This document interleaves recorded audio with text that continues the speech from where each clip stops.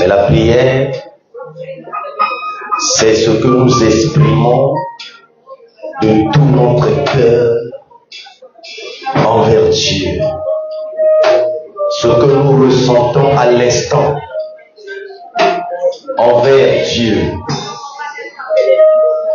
Ce qu'il a déjà fait pour nous est plus que ce qu'il fera après, sous le soleil.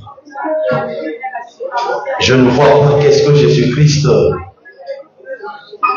peut encore revenir faire sur terre, qui sera plus que la vie qu'il avait donnée pour que nous ayons le salut.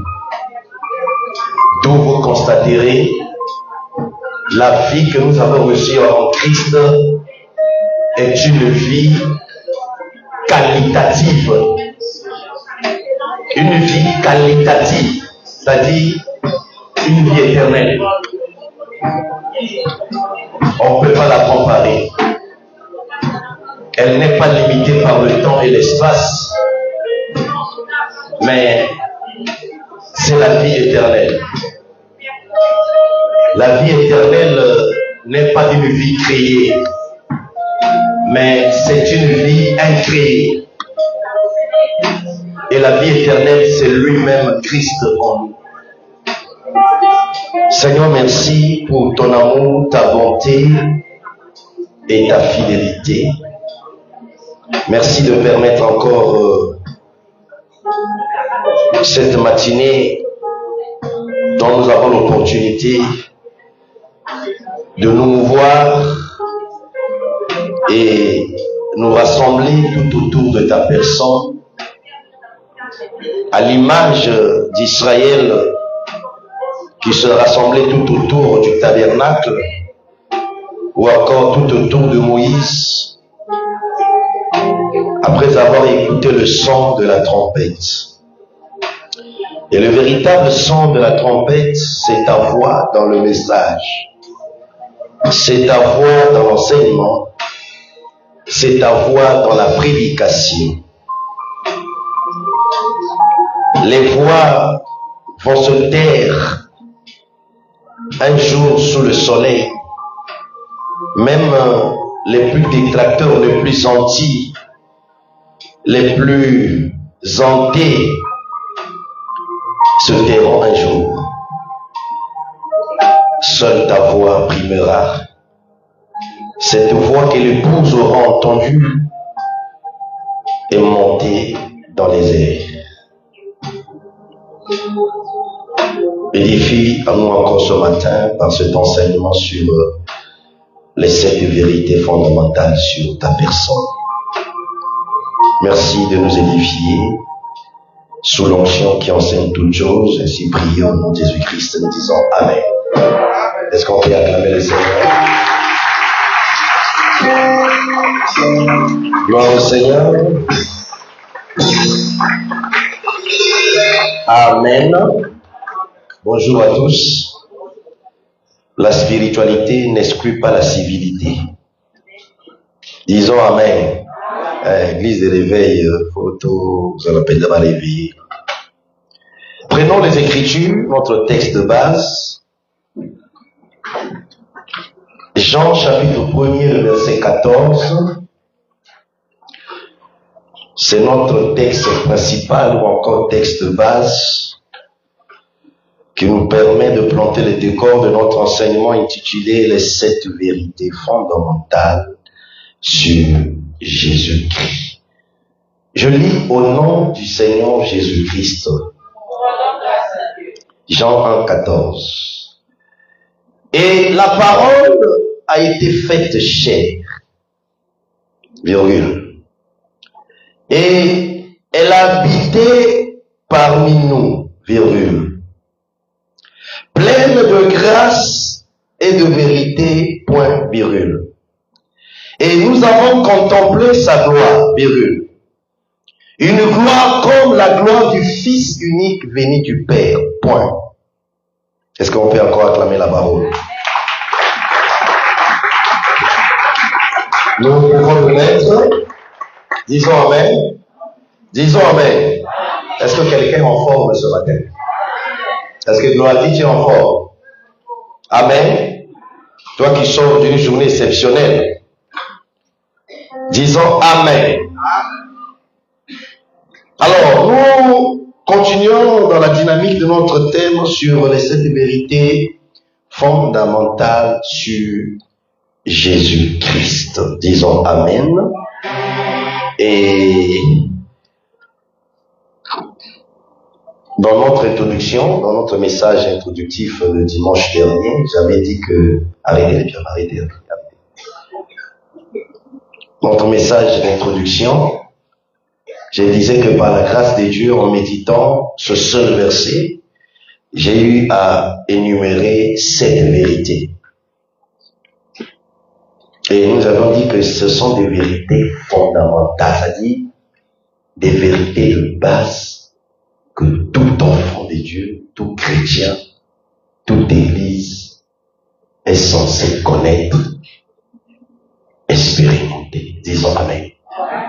Si, malgré tout ce que nous pouvons enseigner, si nous n'avons pas ces 7 vérités, nous manquons l'éternité dans sa présence glorieuse.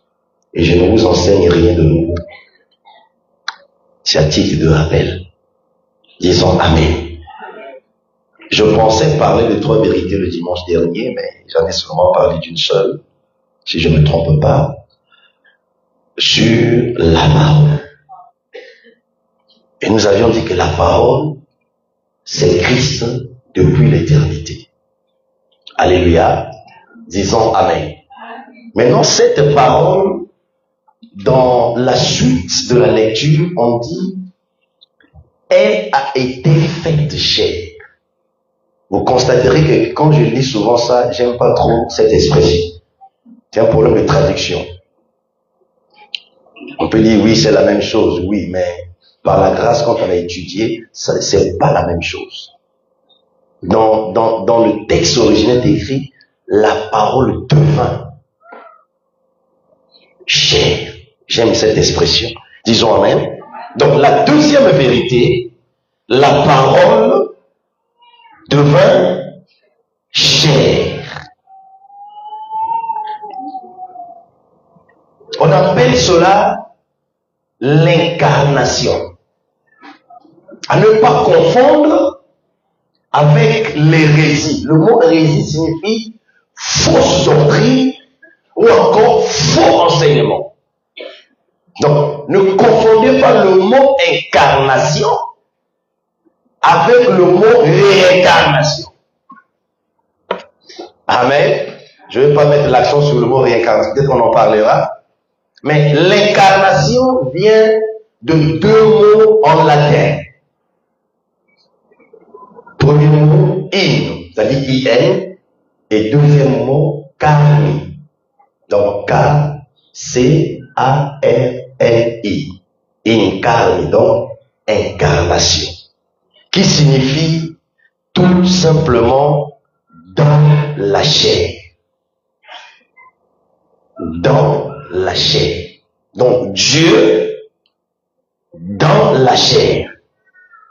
Non pas seulement Dieu qui devint homme, mais c'est Dieu dans la chair humaine. Alléluia.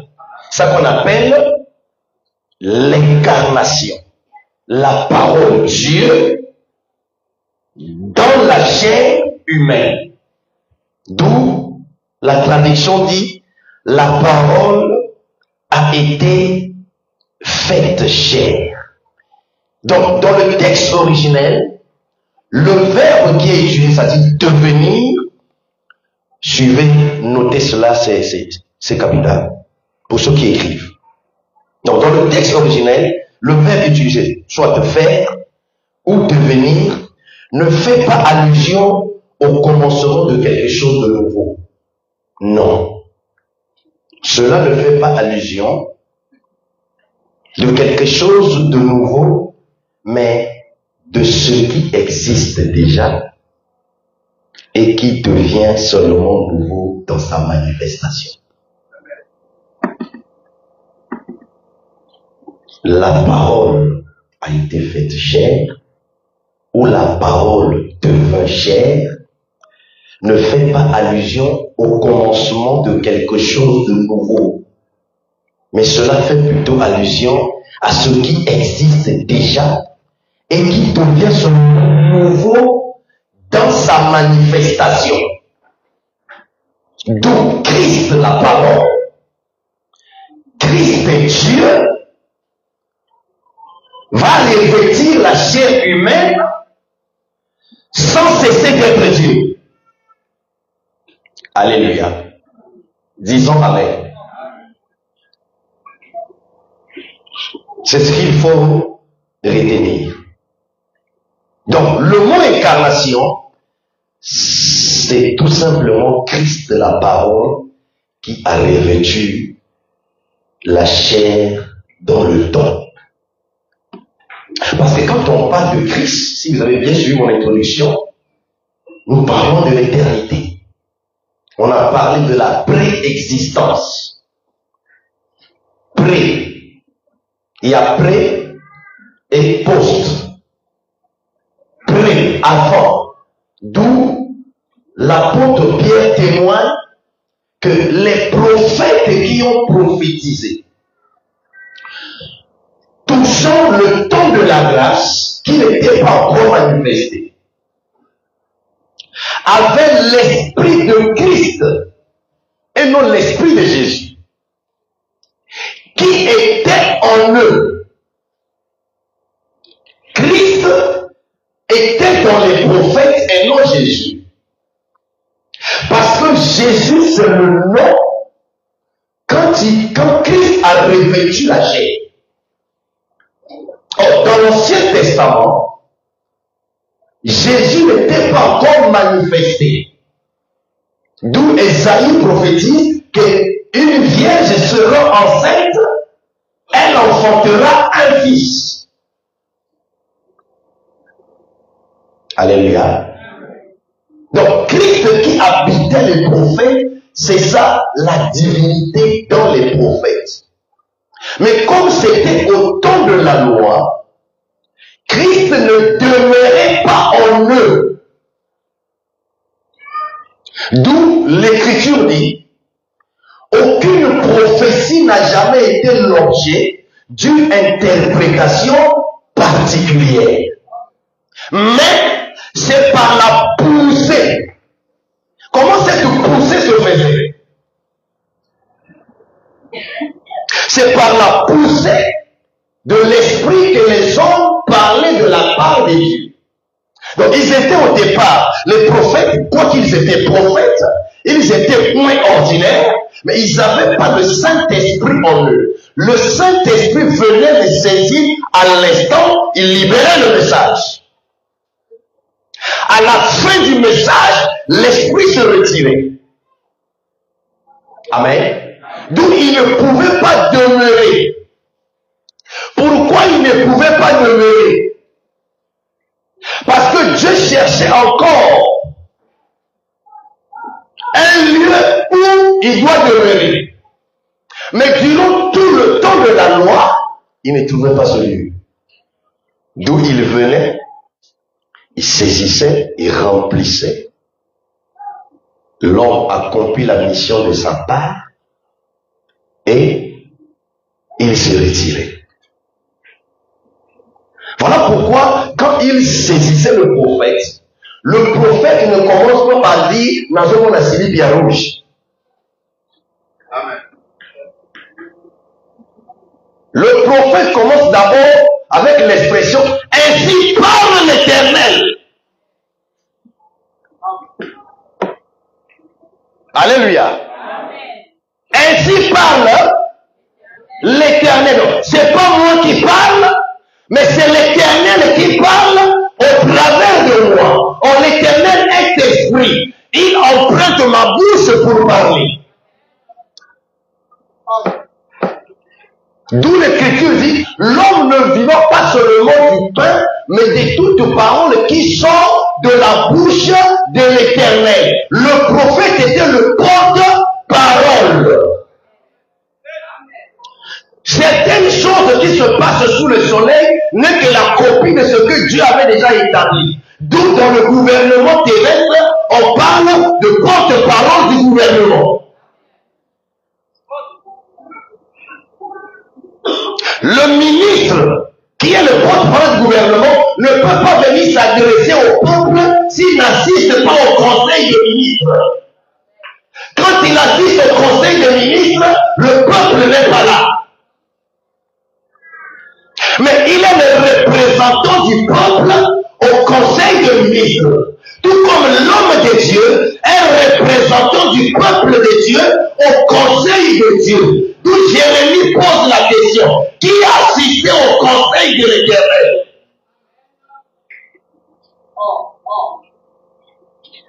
Alléluia. Alléluia. Parce que l'Éternel, on l'appellera admirable conseiller. Son esprit, c'est un esprit de conseil. Oui, tu te retrouves dans une situation parfois où tu es en train de marcher, tu te trouves dans l'impasse. L'esprit de conseil va t'orienter. Pour cette situation, tu te poses des questions. L'esprit de conseil va te parler. Disons encore Amen. Disons encore Amen. Donc, Christ, c'est l'éternité. Maintenant, dans le temps, il ne peut pas venir se manifester comme Christ dans le temps. D'où il doit lui vêtir la chair. Donc, l'incarnation, c'est Dieu dans la chair humaine. Mais pas n'importe quelle chair. On va y arriver. Disons Amen. Donc la parole devint chair sans cesser d'être parole. Christ devint chair sans cesser d'être Christ. Parce que Dieu n'a pas de fin. D'où je vous avais enseigné, ce n'est pas Christ qui a 33 ans,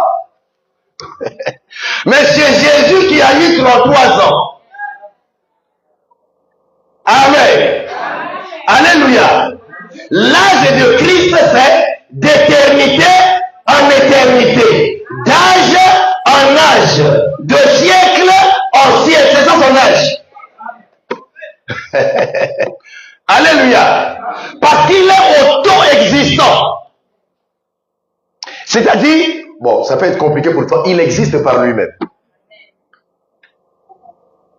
D'où quand Moïse posait la question, c'est bien, tout ce que tu fais avec moi c'est bien, mais ils me poseront la question, quel est ton nom? Qui m'a envoyé? Dites-leur, je suis m'a envoyé. C'est-à-dire, dans le texte originel, je suis celui qui suis, et non celui qui serait. Et Jésus, au jour de sa chair, a dit, avant qu'Abraham fût, j'étais. Je suis. C'est Adam qui pouvait dire avant qu'Abraham fût, j'étais.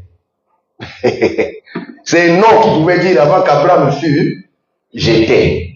Mais lui, il dit, je suis. C'est-à-dire l'Éternel. Le jour où on est venu l'arrêter, on ne le connaissait même pas. Qui cherchez-vous? Il dit Jésus. Il dit c'est moi, ils sont tombés. Comment quelqu'un dit c'est moi et ils sont tombés? Il cherchait M. Christian, il dit, oui, j'ai dit c'est moi et puis vous tombez. Amen. Mais pourquoi ils étaient tombés? Amen. C'était pas seulement la voix. C'est-à-dire quand il dit c'est moi, ça dit Adonai. Oh, je déclare ce matin qu'Adonai se présente à tes adversaires et leur dit c'est moi qui l'ai établi. C'est moi qui l'ai envoyé. C'est moi qui ai dit qu'il est mon fils, qu'elle est mon fils. C'est moi. Disons Amen. Disons encore Amen. Et s'il est pour toi, qui sera contre toi? Si le ciel dit Amen, maintenant la terre ne peut rien. Disons Amen. Alléluia. Donc ici, c'est l'union de deux natures. C'est-à-dire la nature divine et la nature humaine qui se sont unies. C'est ça la vision que Dieu donna à Moïse au mont Horeb. Il voit un buisson ardent. Donc il voit une union parfaite entre l'herbe et le feu. Ah non. Parce qu'il dit que l'herbe ne se consumait point. C'est ça qui a attiré son attention, mais je veux me détourner pour aller voir. Quel est ce phénomène? Et Dieu étant la sagesse, n'a pas utilisé un autre phénomène que ce phénomène-là pour attirer Moïse, parce que Dieu, dans son omniscience, dans sa sagesse infiniment variée, savait déjà faire un homme intellectuel. Parce que Moïse était bien instruit dans toute la sagesse égyptienne. Donc Dieu sait comment se révéler à quelqu'un. Donc je dois bouleverser son intellectualité. Allez, son intellectualisme, disons avec. Parce que selon la logique, le feu et l'air ne peuvent pas s'entendre. Mais dans la vision, nous voyons une union parfaite entre le feu et l'air. Or, Hébreu me dit que Dieu, c'est le feu dévorant. Donc le feu, c'était la divinité. Or, Psaume me dit que l'herbe, c'est toute chair. Donc c'est déjà une révélation de l'œuvre de la rédemption qui était révélée à Moïse. Parce que Moïse était comme un prototype de rédempteur. Allait racheter le peuple en Israël de l'esclavagisme. Disons Amen. Alléluia. Donc c'est une union de deux natures. Parce que souvent il y a des débats. Écoutez-moi. Ne perdez pas votre temps à faire des débats avec des athées sur la Bible. Ne perdez pas votre temps à faire un débat avec quelqu'un qui est religieux, qui n'est pas chrétien, mais qui étudie la Bible pour venir contredire Jésus. C'est une perte de temps. Béni seulement Dieu de ce qu'au moins, il prend son temps au moins à étudier la Bible. Il a laissé tous les livres, mais qu'est-ce qui l'intéresse à aller étudier seulement la Bible? Ne perdez pas votre temps. Gagnons du temps à gagner les âmes par la Bible. J'ai toujours, je préfère perdre un débat, j'ai même honte même dans toute la nation, mais gagner une âme pour Jésus. Le ciel me bénira en gagnant une âme et non en gagnant un débat. Je peux aussi gagner les débats, on peut m'acclamer, mais est-ce que Dieu m'approuve? Je peux aussi gagner un débat avec une fausse doctrine. Donc gagner les débats, ce n'est pas le degré d'une spiritualité. Disons Amen. Bien aimé, l'apôtre Paul appelle cela un mystère. 1 Timothée 3,16. Vous savez, quand vous lisez la Bible, il y a dit, Dieu a conduit des agents humains, c'est-à-dire à placer certaines phrases par rapport à certains versets. Quand vous lisez Jean 3,16, ce qui est dit là-bas, on peut dire même que c'est le cœur de la Bible. Amen. Amen. Quand vous lisez également 1 Timothée 3,16, 2 Timothée 3,16, alors dans 1 Timothée 3,16. 1 Timothée 3,16.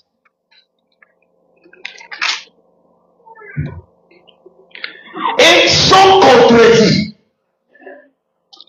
le mystère de la piété est grand. Ah, j'aime ça quand je prie, hein, ces phrases-là.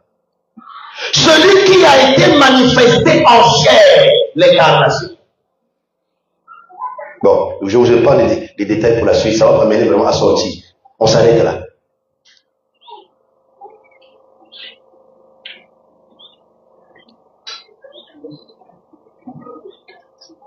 L'apôtre Paul appelle l'incarnation. Quand je dis incarnation, parce que j'ai déjà donné la définition. Oh, parce que le monde n'est qu'il y a moins incarnation dans la Bible. J'ai déjà donné la définition. C'est Dieu qui a revêtu la chair. Dieu qui devint homme. C'est Dieu dans la chair humaine. Alléluia. Et il dit que le mystère de la piété est grand.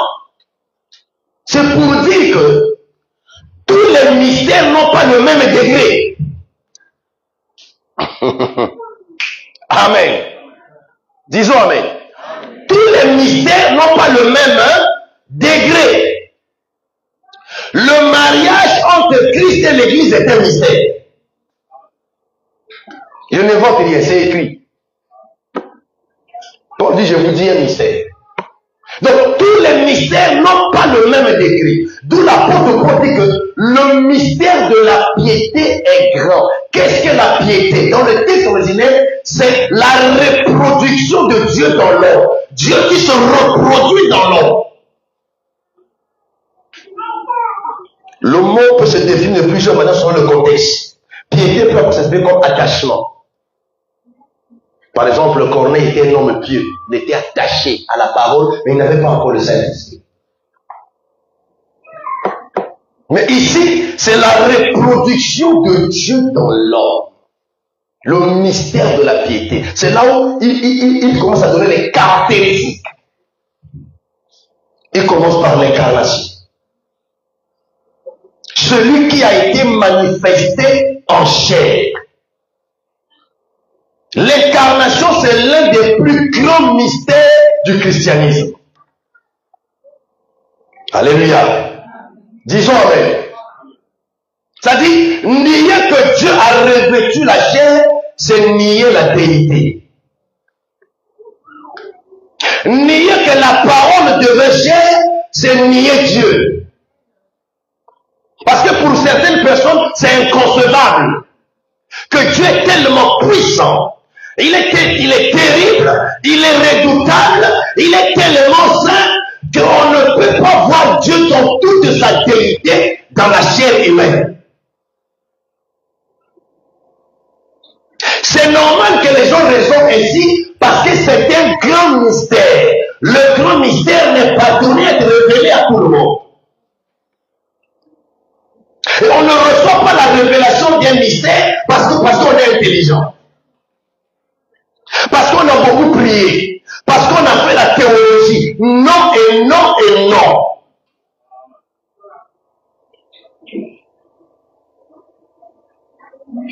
On reçoit la révélation du mystère de Dieu par son intelligence. Parce qu'il y a la science des saints. C'est-à-dire la connaissance qui est réservée aux saints. D'où l'apôtre Jean dit, nous savons que Dieu est venu nous donner l'intelligence. Il y avait déjà enseigné ici, selon Jean, la sagesse est placée dans le cœur et l'intelligence dans l'esprit de l'homme. Je crois que ça doit être Job 28, 26 ou 26, 28. Non, 38. 26, 38 comme ça. Pourquoi? Parce que l'intelligence nous permet de connaître.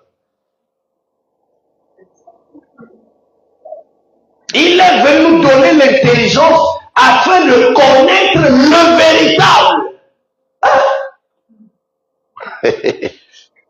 Alléluia. Alléluia. Nous sommes dans un monde où il y a la fausseté, où il y a des faux. On ne peut pas les connaître par nos sagesses, nos savoirs. Pourquoi? Parce que le faux peut brandir une parole mielleuse.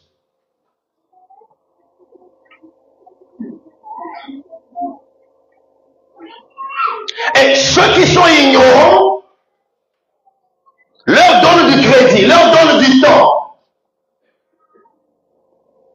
Si vous voulez que le flatteur puisse mourir, ne l'écoutez plus. Pourquoi? Demandez-moi pourquoi. Hein? Le flatteur vit aux dépens. N'allez pas faire des prières d'imprécation. Fermez, bouchez seulement vos oreilles. Alléluia. Alléluia. Si le corbeau avait fermé ses oreilles, le fromage n'allait pas tomber.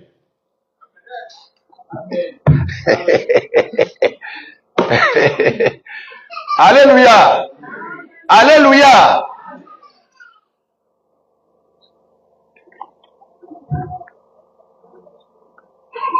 L'intelligence nous permet d'avoir la révélation sur la divinité. Et nier que Dieu a revêtu la chair.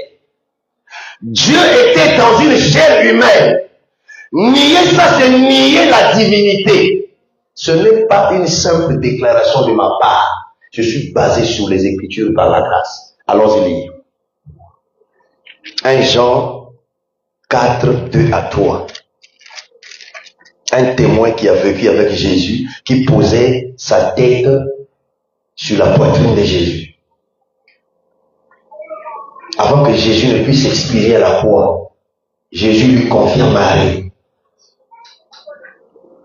Il était le dernier des apôtres, parmi les 12, à mourir.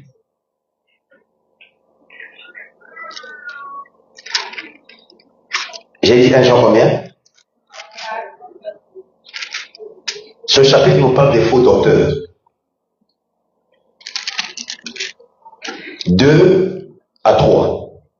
Reconnaissez à ceci l'Esprit de Dieu, avec grand E. Tout esprit, avec un petit E.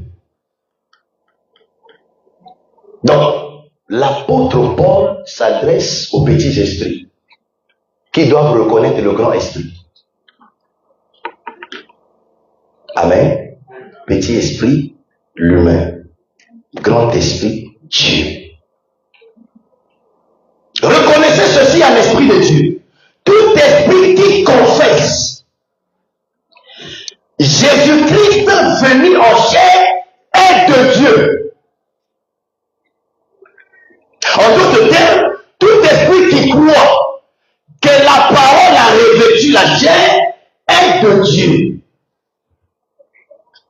Donc, nier l'incarnation, c'est nier la déité. Ça veut dire qu'on n'a pas l'Esprit de Dieu. Donc, ne peut que croire en Dieu celui qui a l'Esprit de Dieu. 3. Et tout esprit qui ne confesse pas Jésus-Christ n'est pas de Dieu. On ne peut pas remplacer Jésus par un prophète, par un gourou, par un docteur, par un apôtre, un évangéliste, un pasteur. Non. Si on vous appelle docteur, parce que lui, il est le véritable. Amen. Et nous sommes des docteurs faillibles, vulnérables. D'où il a su faire les choses quand il donnait les hommes dons à l'église. Si vous comprenez ça, ça va vous délivrer de beaucoup de frustration. Quand vous ne voulez ou pas, vous serez toujours frustrés par nous les hommes de Dieu. Quand nous ne voulons pas, nous serons aussi frustrés par vous. Mais pas par Jésus. D'où il a su faire les choses, quand il a donné les hommes dons, on dit, il les a donnés comme.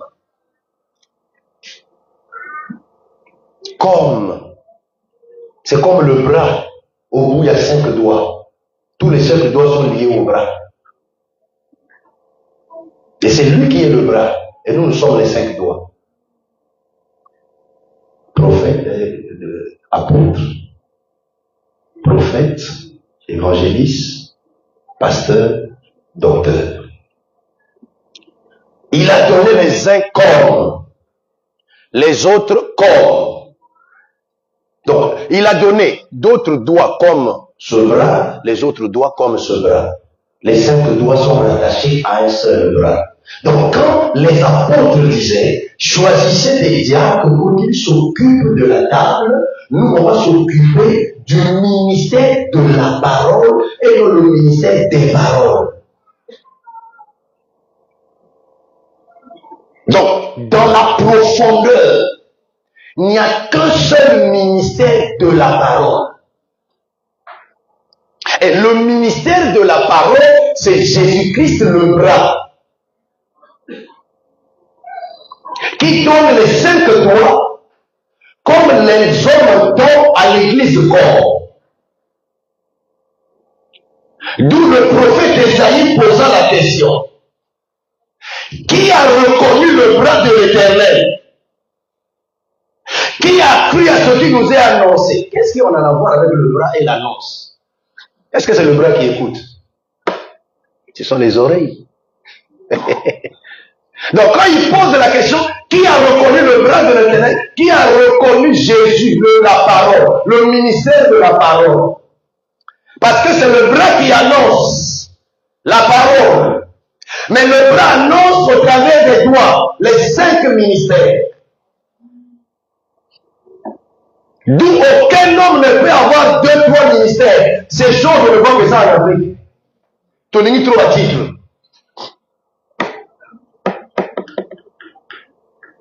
On n'a qu'un seul ministère. Parce que le ministère, c'est depuis l'éternité. Ça ne s'ajoute pas, ça ne se fabrique pas, on ne change pas ça. En tant que des humains, on peut se tromper du ministère étant sincère, avec le temps ça se réveille. Par exemple, moi on m'appelait évangéliste pendant 20 ans. Mais pendant les 20 années, je sais que je n'étais pas un évangéliste. Est-ce que mon père s'était trompé? Non. Il savait que je n'étais pas un évangéliste. Mais pour me préserver, il m'a laissé comme ça.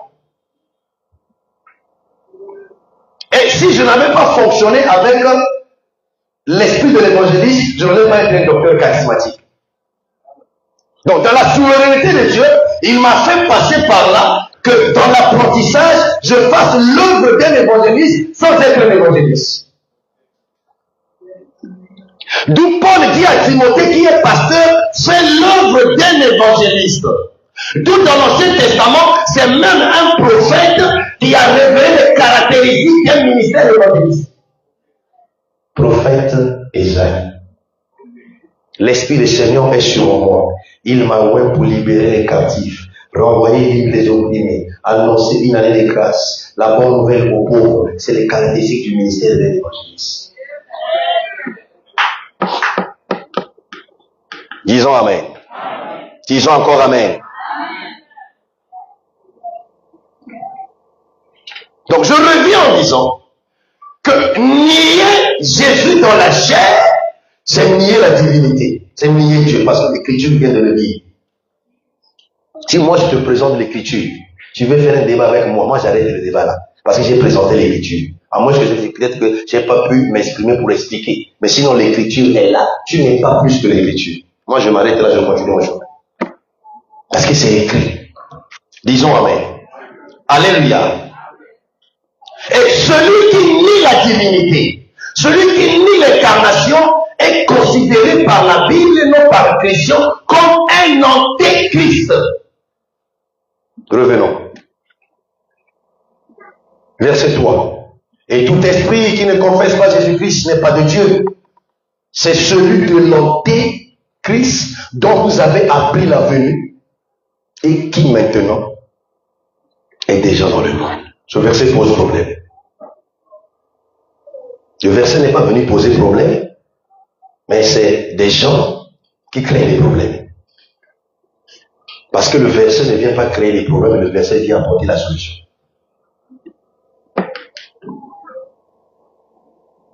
Ici, on utilise l'expression hanté. Achetez le livre sur les 7 jours, vous allez comprendre, en long et en large. Donc, il y a hanté et il y a anti. Maintenant, dans le contexte, c'est une mise en garde à la fois, mais à la fois aussi une prophétie dans sa mise en garde. Que vous avez appris que celui qui va voir l'esprit qui va renier Christ viendra.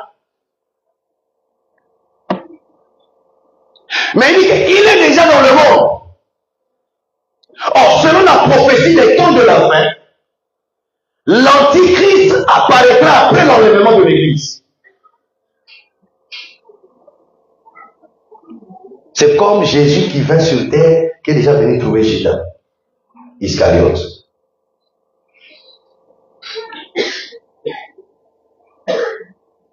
Judas Iscariote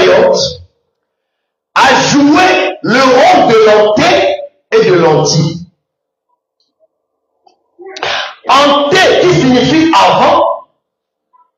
Anti qui signifie contre.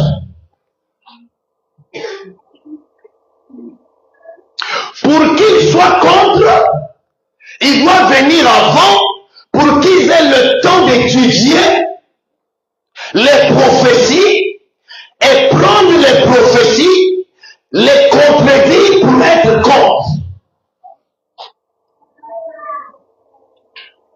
Donc quand l'apôtre Jean dit, il est déjà dans le monde, l'anté, il parle de tous ceux-là qui ont été contre Christ avant son arrivée et pendant sa manifestation sous le soleil.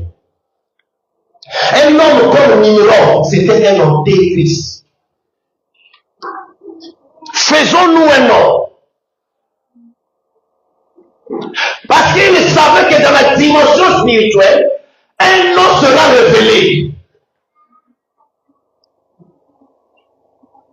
Toutes les familles de la terre vont confesser un seul nom. Et avant que ce nom-là ne soit révélé, lui, il vient avant. Et il sait que ce nom-là va rassembler les gens. Il sait que ce nom-là amènera les gens à voir un seul langage. Le langage du ciel. Et il est venu avant. Il était un anté. Donc, tous ceux-là qui étaient contre la divinité, tous ceux-là qui étaient contre Jésus, dans leur mission à l'époque, ils étaient contre, mais si nous voulons respecter la chronologie, ils sont tous les antés. C'est-à-dire, ce sont tous des précurseurs de l'antichrist qui viendra. L'antichrist sera la somme de tous les antés. Aujourd'hui, nous voyons comment il y a cette prolifération, cette manifestation des faux prophètes. Ça n'a pas commencé aujourd'hui. Pourquoi il y a plus de ministères de faux prophètes que d'autres ministères? Pourquoi? Le prophète, c'est un ministère serpent. Le serpent, c'est un séducteur. Donc, c'est un ministère de la séduction. D'où, si vous lisez les Écritures, la génération qui vous ne lisez pas,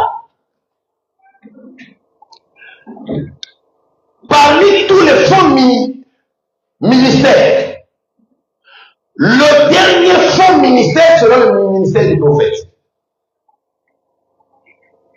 Donc, tous les faux prophètes que nous voyons aujourd'hui, ce ne sont que des précurseurs du véritable faux et dernier prophète. Donc, le dernier faux prophète sera la somme de tous les faux prophètes. Tout comme le dernier faux antichrist sera la somme de tous les antéchrists. Donc quand on dit anté avant, donc c'est normal que nous voyons des faussetés aujourd'hui. Ça converge vers la finalité de toutes choses. Et être un anté ou un anti, c'est avoir l'esprit de Satan lui-même. Parce que dans l'Apocalypse, le faux prophète va recevoir le pouvoir de la bête. Parce qu'on parle de deux bêtes. Une qui sort de la mer et l'autre qui monte de la terre. Or, dans les Écritures, la mer et les terres ont des significations prophétiques. La bête qui sort de la mer, c'est ça l'homme politique qui sortira. Pour gouverner l'humanité entière. Aujourd'hui, nous avons comme une résistance, une lutte entre l'empire de l'Orient et l'empire de l'Occident. L'empire de l'oignon à la tête, c'est Poutine. L'empire de l'Occident à la tête, États-Unis, Trump aujourd'hui. C'est ça le disordre. Mais je reviendrai avant Allah vous expliquer ça. Avec les histoires à l'appui. On les disordres là, avant de parler des disordres, il y a le fer élargi, qui ne peut pas s'entendre. Voilà pourquoi la Russie, comme empire, les États-Unis ne vont jamais s'entendre. Écoutez ce que je vous dis. Parce que les deux sont des forces. Alléluia. Donc la bête qui sort de la mer, c'est ça l'homme politique. Quand il viendra, il va gouverner le monde entier. Aujourd'hui, nous voyons ces choses par le pouvoir de l'Occident sur l'Afrique. Mais un temps viendra, ça ne sera plus seulement l'Afrique. L'humanité entière sera sous la domination de l'Antichrist. Et c'est ce qui va arriver. Mais non, la bête qui monte de la terre, qui est l'image de la religion, c'est ça le faux prophète. Or, Satan ne peut pas fonctionner s'il ne prend pas d'abord le temps de copier Dieu. Parce que Dieu fonctionne avec la plénitude de la divinité. La plénitude de la divinité, on voit le Père, le Fils et le Saint-Esprit. Et lui aussi, quand il vient, il commence à regarder avec un esprit mauvais. On appelle ça la contrefaçon. Quelqu'un qui a le Saint-Esprit ne peut pas fabriquer le faux billet.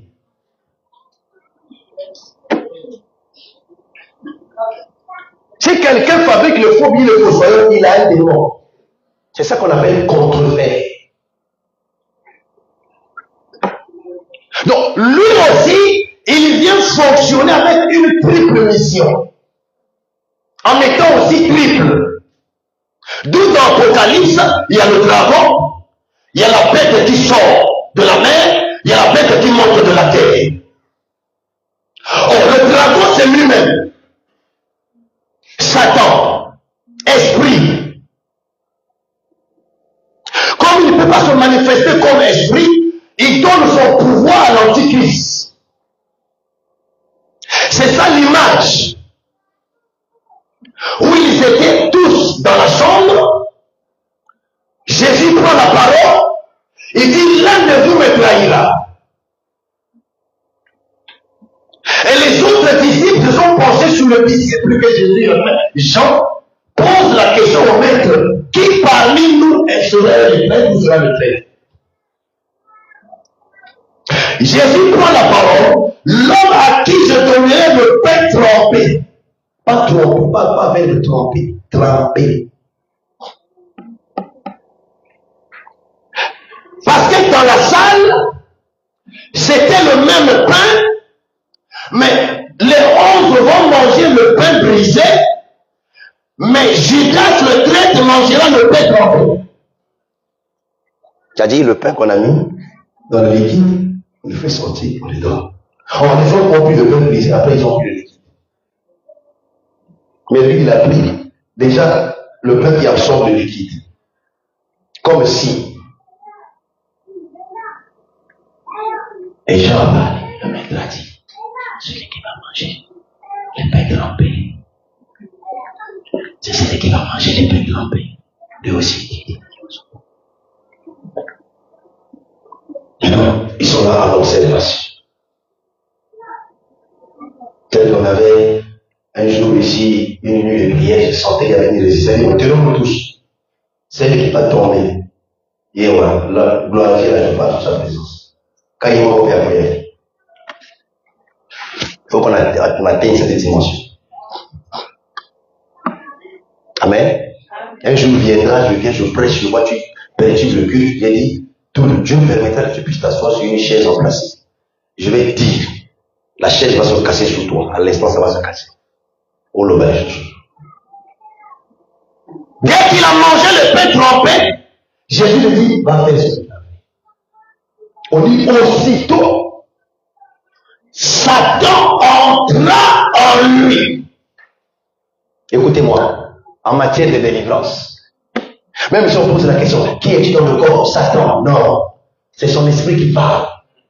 Satan peut venir posséder quelqu'un pour empêcher le mariage, le boulot, c'est tout bas pour lui. Il donne ça aux gens.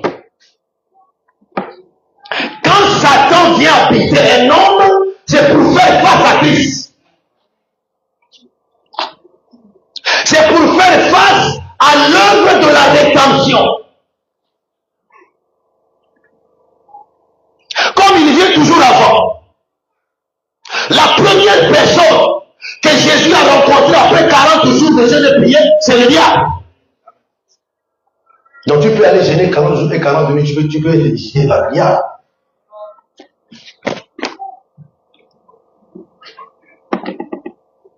Le diable lui montre le chemin de la course.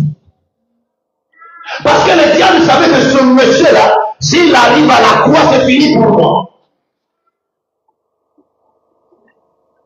Il a combattu Jésus pendant les 3 ans. Il voulait le faire mourir aussi avant le temps. Mais quand Jésus arrive à la croix, ce même diable a possédé la foule. Attention avec la foule. Mes enfants de l'église chemin du paradis, je vous donne un conseil, ma main sur le cœur. Ne rentrez jamais dans les distractions des réseaux sociaux. C'est un conseil que je vous donne. Ne commentez pas ces choses. Marcelo a dit, ne rentrez pas dans ces choses en tant que chemin du paradis. À un moment donné, j'ai honte d'être un Africain. Ça, je vous le dis. Parce que les Africains font honte sur les réseaux sociaux. Je me dis, s'il y a eu aussi les blancs se produisent, je sais que, mais il y a plus chaud, c'est.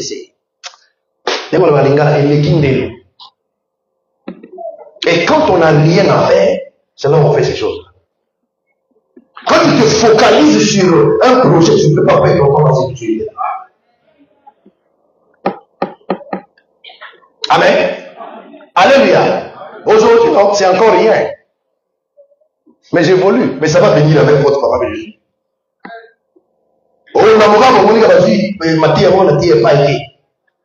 Donc, Céleste, Émeraude, Olive, Joël, Michel, Colombe, préparez-vous. Mon épouse est déjà préparée depuis longtemps.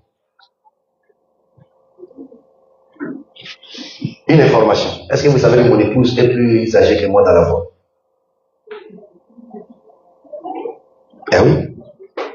Si vous ne le savez pas. Donc, avant Niwana, à la maturité. Disons Amen. Amen. Mais DCS là. Disons Amen. Satan entre en lui. Ça c'est pour amuser la galerie, hein, c'est pas pour se vanter. Disons Amen. Amen. Et quand il sort, c'est pour accomplir le ministère de la justice. Donc Satan ne peut pas habiter des hommes de nom. Il va habiter une seule personne. Parce qu'il n'est pas omni. Seul Dieu est capable d'habiter tous les hommes à la fois. D'où ici, si nous sommes des enfants de Dieu, nous sommes nés de nouveau, nous avons tous le Saint-Esprit. Mais si nous sommes sans, il n'y a pas sans Saint-Esprit. Il y a un seul esprit en nous. Pourquoi? Parce qu'il est capable d'être partout à la fois. De la même manière qu'il est omniprésent sous le soleil, dans l'univers, dans le ciel, sur la terre, sur la terre, de la même manière, il est à la fois dans ses seins. Amen. Alléluia. Je vous amène à une simplicité. Céleste m'appelle papa. Émeraude m'appelle papa. Olive m'appelle papa. Joël m'appelle. Michel m'appelle. Colombe m'appelle. Ils sont membres de combien? Hein? Pour l'instant, ils sont 6. Ok. Ils sont 6, mais tous confessent un seul Père. qui vient de la sémence du Père. Amen. Amen. Bon, si je m'arrête là, incomplet. Hein? Céleste s'appelle Mika Maman. Jusqu'à qui? Konon. Tous appellent. Ils viennent d'où? Ils viennent d'où? Et je vous pose la question. Hein? Une seule mère. Donc, malgré la sémence, s'il n'y a pas d'ovule, pas vous l'imaginer.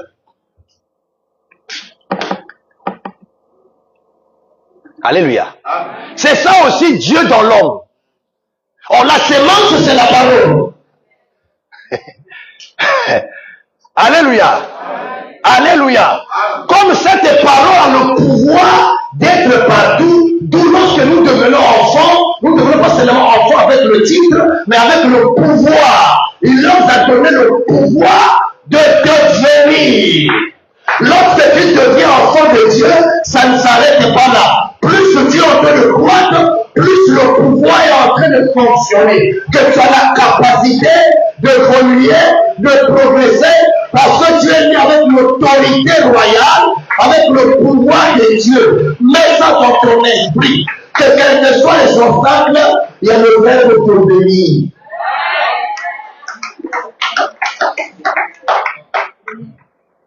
Disons Amen. Il y a des moments où mes enfants voient mes photos, les enfants sont en train de rire. Il y a une photo de l'église, nous étions à Yenda. Ah! J'ai vu l'ancien. J'ai vu quelqu'un, maman. Waouh! Ancien Testament. Ah, dans un Nouveau Testament. Mais ce sont des choses qui édifient. Quand tu vois le parcours, ça édifie. Nous avons eu de musique. Dans vous imaginez moi là, est-ce que vous faites de musique? Vous avez malade. Bien baillé. Donc si on met ces chansons là, on a le musique de Boyemba. En fait, c'est ça la parole. Hein. C'est parce que vous ne supportez pas. Yo uti musique de Ozo imaginez moi. Uti musique par rapport à quoi? Yo uti na fogo, oyaba, uti musique. C'est un exemple. Hein? Disons Amen. Disons encore Amen. Acclamons le Seigneur.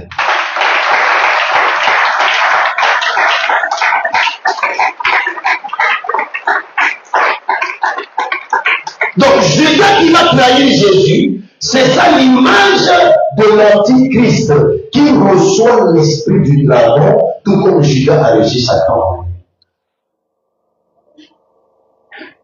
Donc, tous ceux-là qui sont en train de nier Jésus, ils sont possédés par le diable. Et c'est ce que l'apôtre Jean dit, qu'on ne peut pas refuser, nier l'incarnation. Disons Amen. Dans l'ancienne alliance, Dieu apparaissait sous forme humaine ou encore de plusieurs manières. Théophanie. Mais dans le Nouveau Testament, Dieu est apparu réellement comme un homme. Il apparaissait aussi comme un homme. Mais c'était une apparition momentanée. D'où il est apparu à la main de Samson comme un homme. Les hommes que Abraham a vus, ils ont revêtu la chair. Parce qu'un ange, dans sa spiritualité, ne peut pas apparaître à nous physiquement comme ça. Tout regarder.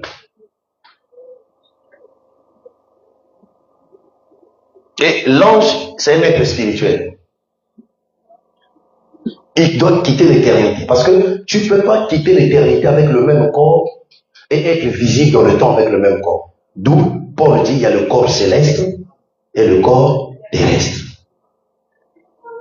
Mais la différence, quand Dieu apparaissait, soit dans une vision, ou soit il apparaît en prenant une forme physique, pour que l'homme ait la possibilité de supporter sa présence. Mais c'était pour un laps de temps par rapport au timing de la mission. Mais dans le Nouveau Testament, il est venu réellement comme un homme. C'est ça qui va nous amener à la troisième partie. Et l'apôtre Paul donne le témoignage dans Philippiens 2,7. Si tu comprends Christ, tu comprends que même ici, là, il parle de Christ. Lui qui existait sous forme des dieux. Comprenez la tradition sous forme. Dieu n'a pas de forme en fait. Philippiens chapitre 2, verset combien? Vous êtes à la page, que Dieu vous bénisse. Mais s'est dépouillé lui-même en prenant une forme de serviteur, en devenant semblable aux hommes. Amen. Amen. Ayant paru comme un simple homme, Dieu dans la simplicité. La simplicité, on peut le disparaître dans l'église. Même ici, on doit m'honorer, docteur, père, oui, c'est écrit, mais je ne dois pas perdre la simplicité parce que je suis honoré. Même si vous devez me considérer, me respecter, m'honorer, mais je ne dois pas perdre la simplicité. Qui suis-je devant Dieu, qui devait homme, qui a vécu dans toute la simplicité? D'où quand l'homme de Dieu prêche, il ne vous prêche pas, il ne vous prêche parce que l'esprit a en lui. Ça c'était pour moi. Maintenant pour vous. Beaucoup d'hommes de Dieu ont perdu la simplicité à cause de vous. En étant simple au milieu du peuple, le peuple est tombé dans un esprit de familiarité. Or, lorsque tu travailles auprès d'un loin avec l'esprit de familiarité, tu ne peux pas bénéficier du manteau, du bâton, du surnaturel. Si tu ne fais pas attention, tu vas recevoir la lèpre. Parce qu'un oint ne porte pas seulement la bénédiction, comme la rosée du ciel et la graisse de la terre, il porte aussi en lui la lèpre. D'où Élisée avait en lui la lèpre. Quand il libère la parole, c'est tombé sur Géasi. Voilà pourquoi tel n'était pas me dit, tu regarderais le sacrificateur comme un saint. C'est donc j'ai l'habitude de dire, la proximité mal gérée conduit à la cécité. Pourquoi les gens n'ont pas obtenu le salut? Ils n'ont pas bénéficié de Jésus. Parce qu'en étant simple au milieu des hommes, on dit c'est le fils de Marie. Ses frères et ses sœurs, nous les connaissons. Son père, c'est le charpentier. Mais ce Jésus-là, mais son père l'envoyait dans ma quincaillerie. Parfois son père ne payait même pas. Il l'envoyait pour prendre 3 kilos de pain qu'il va payer après. Et il est sauvé. Amen. À Brazzaville, on est allé donner des invitations. On voit mon nom, on dit, oh, Christian. Mon nom, Popo. Et on a pour le match avec de la part comme pasteur à laisser-moi ça. C'est ça. En disant ça, on manque la visitation du ciel. Alléluia. Donc, l'incarnation, c'est Dieu qui est venu réellement dans la chair comme un homme, différent de l'Ancien Testament où il apparaît pour être et disparaît. Je termine par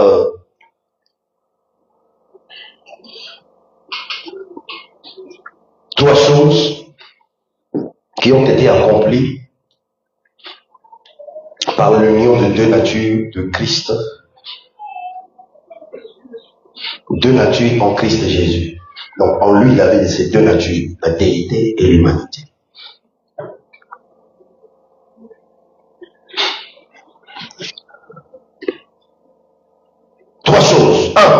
Il était...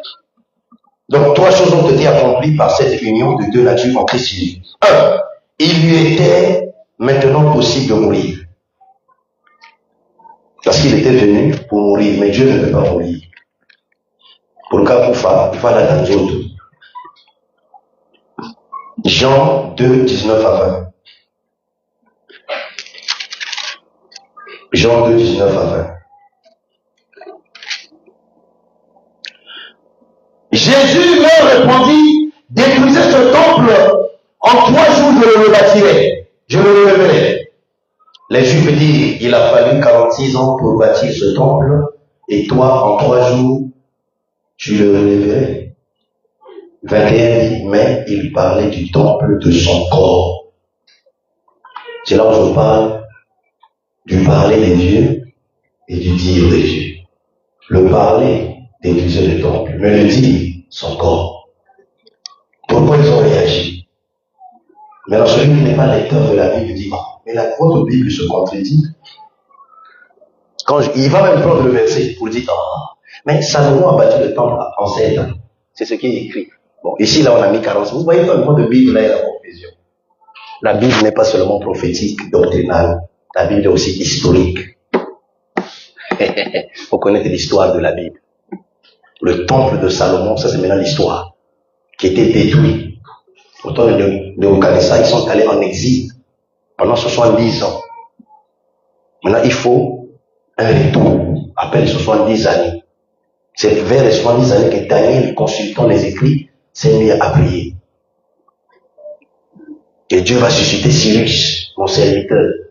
Donc Dieu peut oindre un païen, pas pour l'église. Amen. Mais il peut jouer un rôle indirect envers l'église, mais pas dans l'église. Tout comme l'État peut s'élever, construisez. Dieu peut être derrière. Maintenant, puis on la démon partout. Dieu a pris un Nebuchadnezzar comme un instrument pour juger son peuple.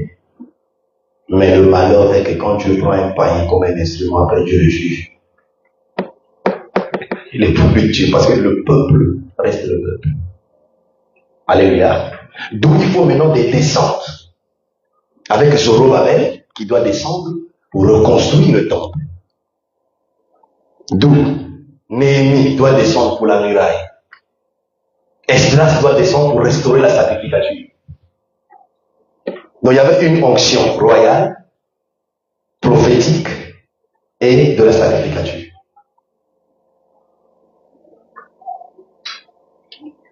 Et après, quand ils ont commencé à réfléchir le temple, ça a pris du temps. Et après, Hérode est venu encore restructurer le temple. Cela a pris maintenant 46 ans selon l'histoire. Donc Jésus n'était pas venu trouver le temple que Salomon avait bâti pendant 7 ans intact.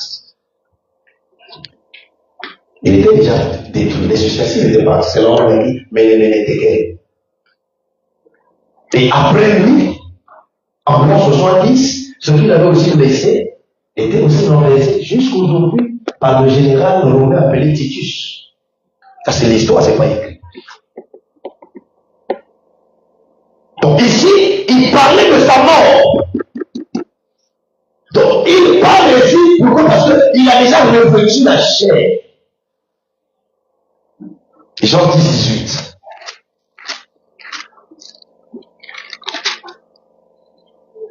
Personne ne me l'ôte. Mais je la donne de moi-même. J'ai le pouvoir de la donner et j'ai le pouvoir de la reprendre. Tel est l'ordre que j'ai reçu de mon Père. Donc, avant que Jésus ne puisse venir revêtir la chair, il a reçu un ordre. Voilà pourquoi les pharisiens connaissant l'écriture lui posaient souvent la question: de quel droit fais-tu tes œuvres? Que dans l'église, tu n'as pas le droit de faire les choses selon tes pensées, tes désirs. Qui t'a donné le droit de faire ces choses? Oui, c'est les chefs de caché, tu viens plutôt, tu prends, tu la mets. Non, c'est pas parce que c'est cassé. Tu as demandé la permission. Alléluia. Pourquoi j'ai dit les mamans ne venez pas faire des choses ici? Mais Jésus a chassé les vendeurs dans le temple.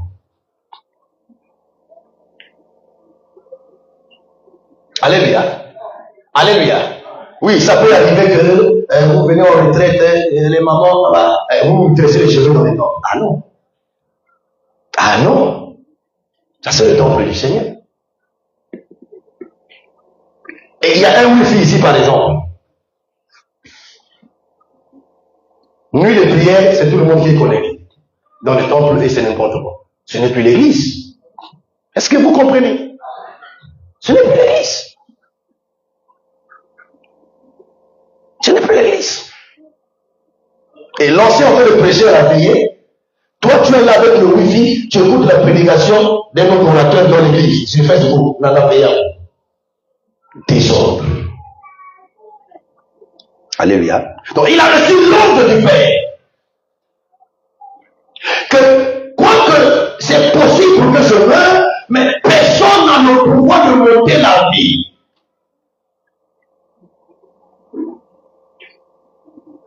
Là, il parle en tant que Jésus.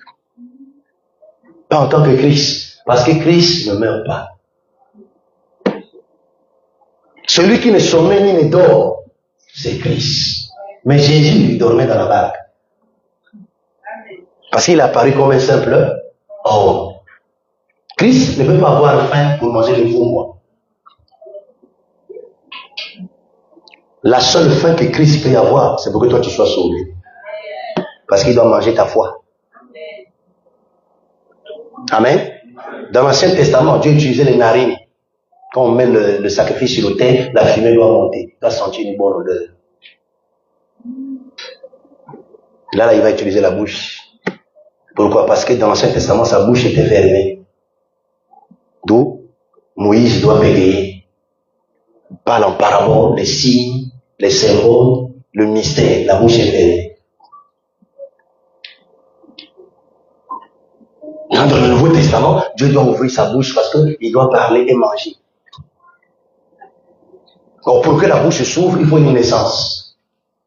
S'il n'y a pas de naissance, la bouche ne va pas s'ouvrir. Aussi longtemps que Jean-Baptiste est dans le ventre d'Élisabeth, Zacharie ne peut pas avoir la bouche ouverte. Amen. Mais pour que Zacharie ait la bouche ouverte, il faut aussi la tablette.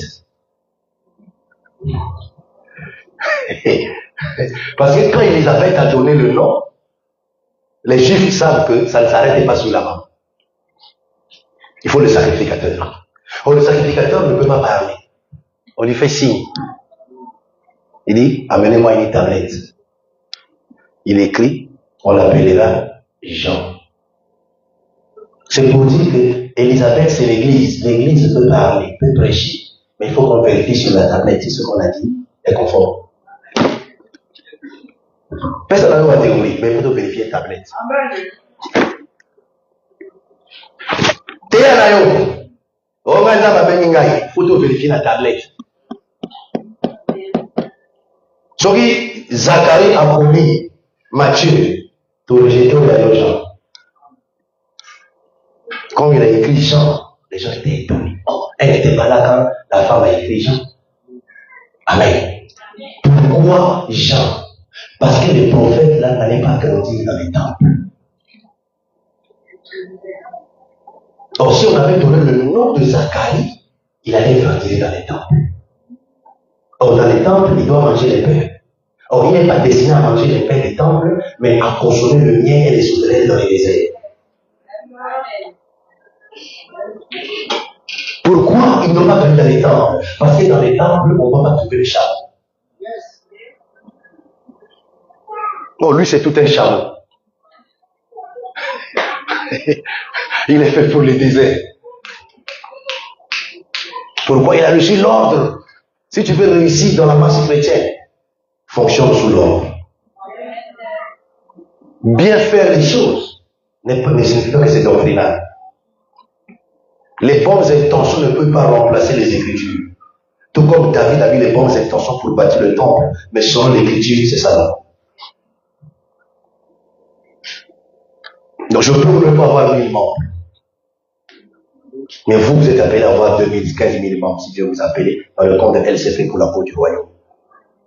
Donc c'est pas tout le monde qui est appelé à avoir des méga églises. Parce que dans la méditation de Jésus, il y a les chefs de 100, de 50. Quand Dieu t'a mis, c'est déjà la capacité de gérer 1000 personnes. Mais si j'ai pas la capacité de couper ça dit. Ce qui m'a forcé, quand j'aurai mis, les 1000 vont m'avaler. Et la génération d'aujourd'hui, c'est ça la précipitation. Popularité, visibilité, vie. Cette vidéo est devenue virale. Publiez, partagez, mais vous et moi, je suis votre Père, allons selon le dessein de Dieu. Nos pères ont prêché la parole, ils avaient des échos aux États-Unis, il n'y avait pas de Facebook. Jean-Baptiste prêchait dans le désert, il n'y avait pas d'écho, il n'y avait pas de tap-tap, mais il y avait des échos dans la vie. Même les militaires ont quitté la caserne pour la fuir les gens dans le désert. Ce n'est pas les affiches que nous mettons. C'est d'abord la paix et l'onction, la grâce. La reine des Séba n'a pas reçu l'invitation, mais c'est la sagesse qui l'a invité. Oh, disons Amen. Deuxième chose, il peut maintenant compatir à nos faiblesses. Il a revêtu la chair pour être parmi nous, prendre connaissance de nos faiblesses. Donc quand l'homme de Dieu est au milieu de vous, c'est pour prendre connaissance de vos faiblesses. Mais quand il est au milieu, ne le méprisez pas. Tombez pas dans les vies de familiarité. Alors moi je dis aux anciens, quand vous dites aux gens de venir me voir au bureau, les gens viennent toujours avec l'idée de venir me demander l'argent. Il faut beaucoup là.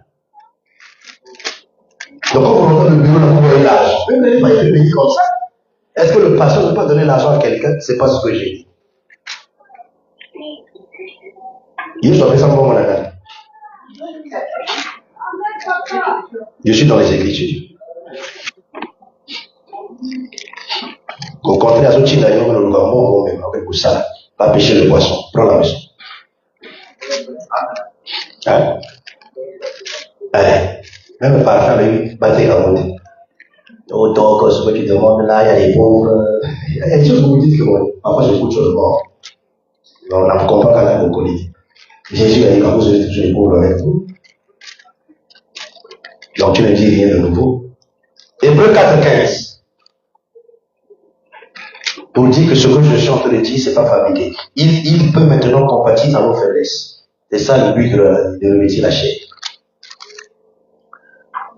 Car nous n'avons pas un souverain sacrificateur qui ne puisse compatir à nos faiblesses. Est-ce que vous voyez? Au contraire, il a été tenté comme nous en toutes choses, sans commettre de péché.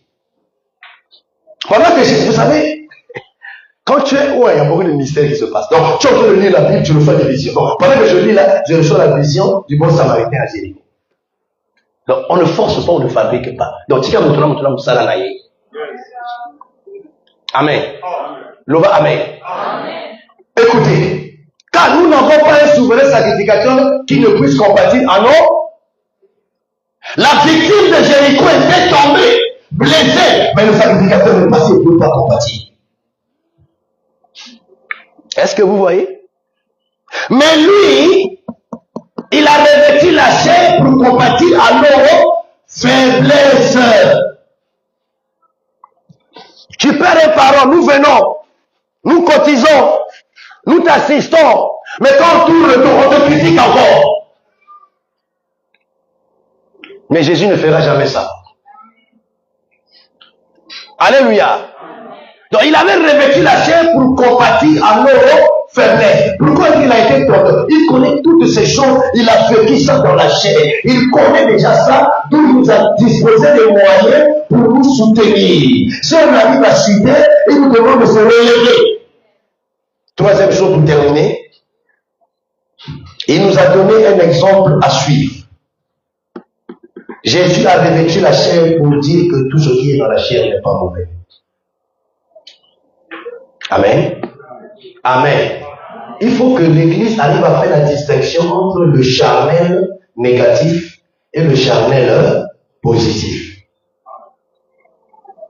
Disons Amen. Alléluia. 1 Pierre 2, 21. Il a revêtu la chair pour laisser les exemples, les traces. Lui qui n'a pas commis de péché, 21. Et c'est à cela que vous avez été appelés, parce que Christ aussi a souffert pour vous, vous laissant un exemple afin que vous suiviez cette grâce. Donc Jésus n'est pas le chemin qui mène au Père. Le chemin qui mène au Père, c'est tout un processus qui commence d'abord sous le soleil en suivant ses places.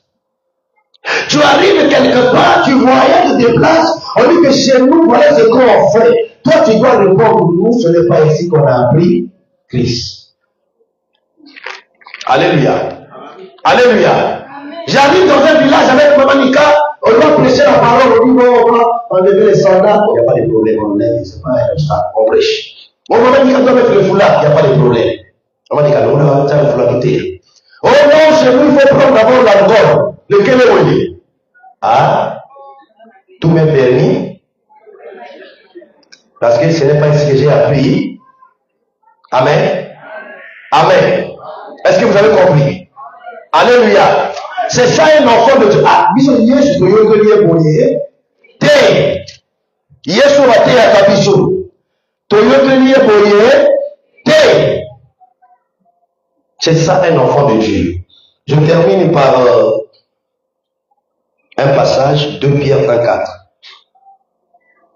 Christ est devenu chair. 2 Pierre 2, 1, 2 Pierre, non, qu'est-ce que je dis? 2 Pierre 1, 4.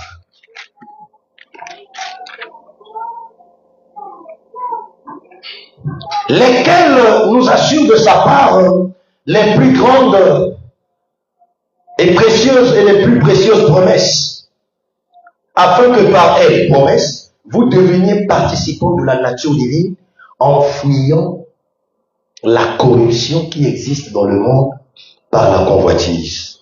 Donc Christ est venu en chair pour corriger et contrebalancer la corruption de la chair. Voilà pourquoi si tu es un enfant de Dieu, il faut toujours que ton identité soit connue dans tout milieu où tu es, là où tu seras, où tu vas obéir. Que tu ne puisses pas seulement confesser. Est-ce que vous savez, moi je suis chrétien? Non. Mais qu'on t'observe, qu'on vienne vers toi, s'il te plaît. Tu es chrétien? Oh, pourquoi cette question? Parce que.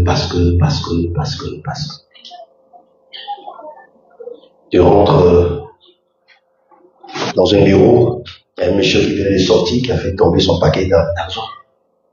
Il sortait déjà. Il a interpellé monsieur, vous avez fait tomber. Il dit, ah, avec moi c'est toujours comme ça. Il est parti. J'étais assis.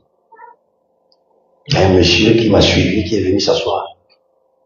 Il dit, s'il te plaît, tu es un évangéliste? Bon, j'avais compris la question, mais j'ai dit, pourquoi?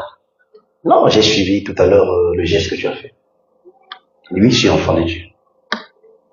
C'est le même qui peut critiquer les chrétiens, mais c'est le même qui a vu une action. Il va changer d'avis. Maintenant, si il est dans un milieu où ils ont dit non, c'est vrai, mais pas tous. Parce que moi, donc quelqu'un peut venir à l'église, non pas seulement parce qu'on est allé évangéliser samedi, mais par ton comportement dans le quartier. Et toi, tu te réveilles dimanche matin, tu enlèves la poussière de la maison, tu as pour saluer. Dans le retour, avec ça,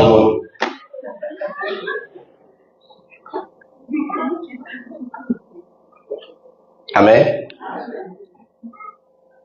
Un papa contractait une relation extra-conjugale et les mamans étaient en colère, solidarité pour leur sœur. À l'église, à Brazzaville. Elles sont venues au culte. Tout ce qu'on prêchait, ils n'étaient pas là. Il fallait qu'un culte de Manisse, il tapait la table là. Le culte de Manisse aussi, il y a beaucoup de boules. C'est vrai, c'est la solidarité, mais l'action, elle est charnelle.